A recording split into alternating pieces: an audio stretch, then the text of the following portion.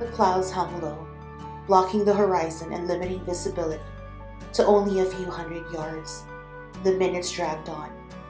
The effect on my mood was noticeable.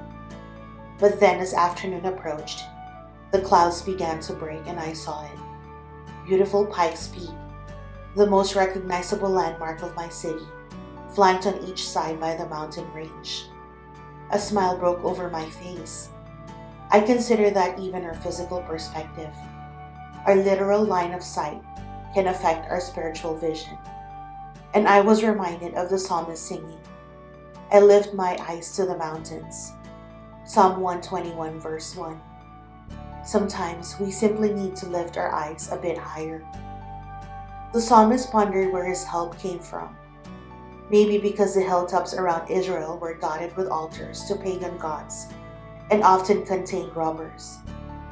Or it could have been because the psalmist looked beyond the hills to Mount Zion, where the temple stood, and remembered that the maker of heaven and earth was his covenant God in verse 2. Either way, to worship, we must look up. We have to lift our eyes higher than our circumstances, higher than our troubles and trials, higher than the empty promises of the false gods of our day. Then we can see the Creator and Redeemer, the one who calls us by name. He's the one who will watch over your coming and going, today and forevermore, in verse 8. How can you look up today beyond your circumstances to see God? What would it look like to call upon Him for the help you really need?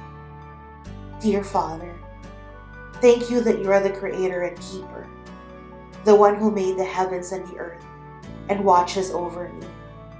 Help me to lift my eyes higher to see you and to put my trust in you.